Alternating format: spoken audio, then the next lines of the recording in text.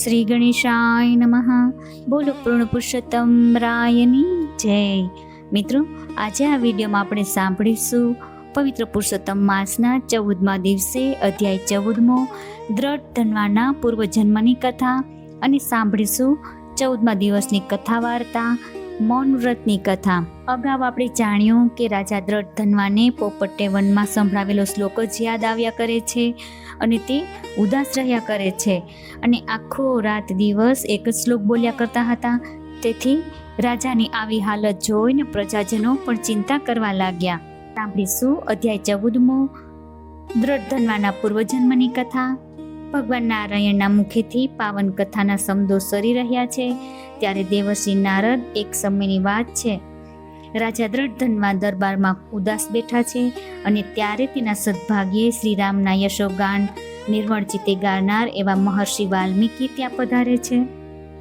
રાજા દ્રઢ ધનવાએ તત્કાળ ઉઠીને આસન આપ્યું, પ્રણામ સ્તુતિ કર્યા અને ચરણ કમળ ધોઈને પૂજા કરી. રાજા દ્રઢ ધનવાના આવા સેવાભાવથી પ્રસન્ન થયેલા મહર્ષિ વાલ્મીકીએ પૂછ્યું, રાજન, એવી તે કઈ ચિંતા તમને ઘેરી લીધા છે કે તમારા મુખમંડળ પર ઘેરી ઉદાસી દેખાઈ રહી છે? રાજા દ્રઢ ધનવા અત્યંત વિનયી અવાજથી બોલ્યા, હે મહર્ષિ, મૃગ્યા રમવા ગયો ત્યારે અરણ્યમાં એક પોપટ જોયો. એ દેવી પોપટ મને એક શ્લોક કહી સંભળાવ્યો. આ શ્લોક સાંભળ્યા પછી મારી ઊંઘ વેરણ થઈ ગઈ છે. 32 ભોજન કડવા લાગે છે. રાજા દ્રઢ ધનવાએ આ શ્લોક ઋષિને કહી સંભળાવ્યો. પછી આર્ત સ્વરે પ્રાર્થના કરી, હે ગુરુવર્ય, આપ મહાજ્ઞાની છો, આપ આ શ્લોકનું વિસ્તારથી વર્ણન કરીને મારો શોક હરો. મને આ રાજ સુખ, વૈભવ, સંતાન સુખ મારા ક્યાં પુણ્ય બળે મળ્યું છે એ વિશે મને જણાવો, તો જ મારા હૈયાને શાંતિ થાય. ઋષિ વાલ્મીકી તો ત્રિકાળ હતા. સમાધિમાં દ્રષ્ટિ કરતા જ ભૂત, ભવિષ્ય અને વર્તમાન જણાવી દેતા અને મન સ્મિત કરતા મહર્ષિ બોલ્યા, હે ભક્ત, ગયા જન્મે તું દ્રવિડ દેશનો બ્રાહ્મણ હતો અને તારું નામ સુદેવ હતું. તો અત્યંત દયાળુ, શ્રદ્ધાળુ અને ધાર્મિક જીવન જીવનારો પરમ સંતોષી જીવ હતો.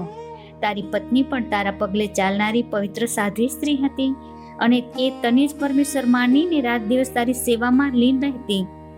લગ્ન ઘણો સમય વીતવા છતાં તમારા ઘેર પારણું ન બંધાયું ત્યારે તમે પતિ પત્ની બંને ચિંતા કરવા લાગ્યા. અને એક દિવસની વાત છે કે પતિ પત્ની બંને એકાંતમાં બેઠા હતા ત્યારે સુદેવ બોલ્યો, હે સતી, આપણે સર્વ વાતે સુખી છીએ, માત્ર એક દુઃખ છે કે આપણે વાંઝ્યા છે. સંતાન વગરનો સંસાર સ્મશાનવત છે. પિતૃઓ પણ પોતાના વંશમાં સંતાન થાય એવી ઝંખના રાખે છે.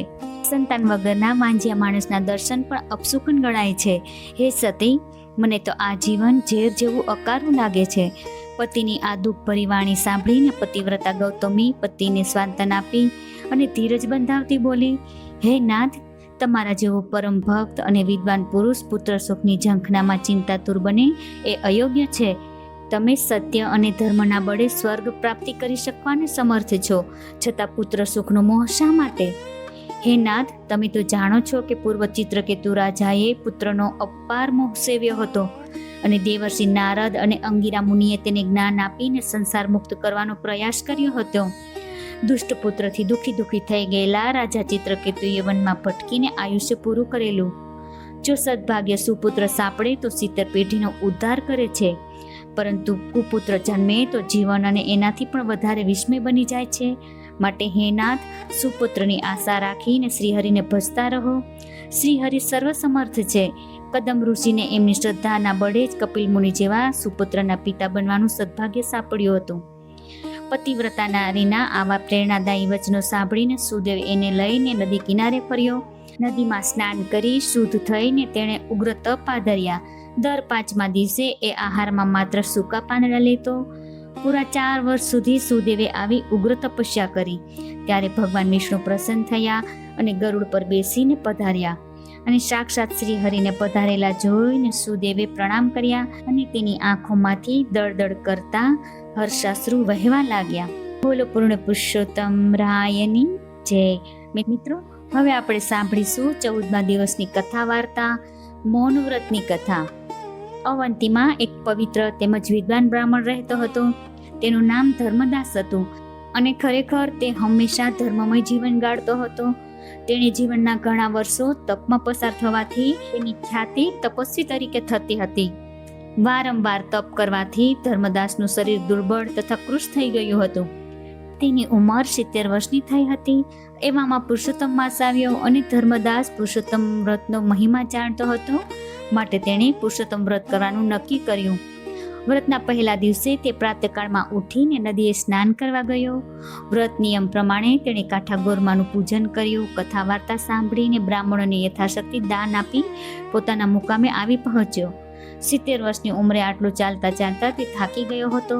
ઉપરાંત તેણે ઉપવાસ કર્યો હોવાથી આખા શરીરમાં અશક્તિ આવી ગઈ હતી. બીજા દિવસે તે સ્નાન કરવા ગયેલ. ગઈકાલે કરતાં આજે તેની તકલીફ વધી પડી.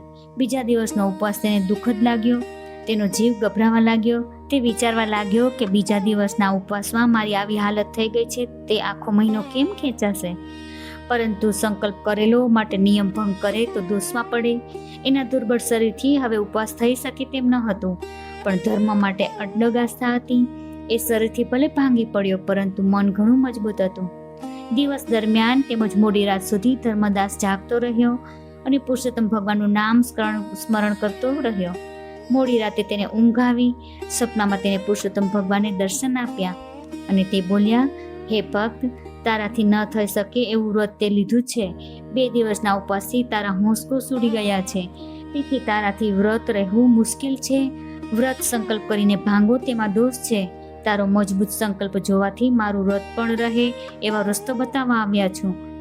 આ પુરુષોત્તમ માસમાં જે મૌન પાડે તે ખાય તો પણ તેને ઉપવાસનું ફળ મળે છે. તેથી તું મૌન વ્રત લે, આખો દિવસ મૌન વ્રત રાખે. આમ ધર્મદાસે રસ્તો બતાવી ભગવાન અંતર્ધાન થઈ ગયા. સપનું પૂરું થતાં ધર્મદાસ જાગી ગયો. તેથી તેણે તે જ ક્ષણે મૌન વ્રત ધારણ કરી લીધું. ત્રીજે દિવસે તે મુસીબતે લાકડીની ટેકાથી નદીએ સ્નાન કરી આવ્યો. ઘેર આવ્યા બાદ ભોજન લીધું અને ભોજન લીધા બાદ તેના શરીરમાં કંઈક શક્તિનો સંચાર થયો. તેણે આખો દિવસ મૌન વ્રત રાખી પુરુષોત્તમ ભગવાનનું નામ સ્મરણ ચાલુ રાખ્યું. શરીરમાં શક્તિનો સંચાર થતાં તેનું મનનું બળ દ્રઢ થવા લાગ્યું. આ રીતે આખા પુરુષોત્તમ માસનું વ્રત પૂરું કર્યું. તેણે વ્રતનું ઉજવણું પોતાની શક્તિ મુજબ કર્યું. ધર્મદાસની શ્રદ્ધાપૂર્વકની ભક્તિથી પુરુષોત્તમ ભગવાન તેના ઉપર પ્રસન્ન થયા અને પ્રગટ થઈને કહેવા લાગ્યા, હે વિપ્ર, તારી ઈચ્છા હોય તે માગી લે, હું તારા ઉપર પ્રસન્ન થયો છું. ધર્મદાસ કહે, હે પુરુષોત્તમ ભગવાન, તમે મારા ઉપર અસીમ કૃપા કરીને દર્શન આપ્યા છે. મારે કોઈ ભૌતિક સંપત્તિ જોઈતી નથી, પરંતુ મારા હાથે દુઃખી માણસોનું કલ્યાણ થાય તેટલા માટે મને તમારી ભક્તિ સાથે શક્તિ આપો. મને એટલું બળ આપો કે હું તન મન ધનથી પ્રત્યેક જીવની સેવા કરી શકું. અંતે મારો વૈકુંઠમાં વાસ થાય તેમ કરો. તથાસ્તુ કહી પુરુષોત્તમ ભગવાન અદ્રશ્ય થઈ ગયા. ધર્મદાસ મૌન વ્રત પાળવાથી ભગવાનની પૂર્ણ પ્રસન્નતા પામ્યો હતો. તેને મૌન વ્રતનું મહત્વ સમજાયું હતું. હવે તેણે પોતાની કથાઓમાં મૌન વ્રતનો મહિમા સમજાવવા માંડ્યો. તો કહેતો કે હે ભાઈઓ, દિવસમાં અમુક સમય મૌન પાળવું જોઈએ. તે ન બની શકે તો આત્રે દિવસ અમુક વખતે મૌન પાળવું જોઈએ, અને તે પણ ન બની શકે તો અઠવાડિયામાં 1 દિવસ નક્કી કરીને મૌન પાળો, અને આખો દિવસ ન બની શકે તો અમુક સમય પૂરતું મૌન પાળો. તે પણ ન બની શકે તો છેવટે જમતી વખતે તો જરૂર મૌન પાળો. આનાથી તમને ઘણા પ્રકારના લાભ થશે. 12 વર્ષ સુધી જે મૌન પાળે છે તેને વચન સિદ્ધ પ્રાપ્ત થાય છે, અને મૌન વ્રત રાખવાથી ભગવાન પ્રસન્ન થાય છે. દિવસે દિવસે ધર્મદાસની સમૃદ્ધિ વધતી ગઈ. 70 વર્ષની ઉંમરે પણ તેણે ધર્મના ઝરણા વહેતા મૂકી દીધા. ઠેર ઠેર સદાવ્રતો બંધાવ્યા, ગૌશાળા ધર્મશાળાઓ બાંધી, અન્નદાન વસ્ત્રદાન કર્યા. તે રાત દિવસ ધર્મ કાર્યમાં ડૂબેલો રહેતો હતો. આમ મૌન વ્રતના લીધે અને શ્રી પુરુષોત્તમ ભગવાનની અડગ શ્રદ્ધા ભક્તિના કારણે ધર્મદાસ વૈકુંઠ પામ્યો. બોલો શ્રી પૂર્ણ પુરુષોત્તમ રાય કી જય. મિત્રો, આજે આપણે સાંભળ્યું 14મા દિવસે 14મો અધ્યાય અને સાંભળી 14મા દિવસની કથા. મને આશા છે કે આપ સર્વને જરૂરથી પસંદ પડશે. ધન્યવાદ.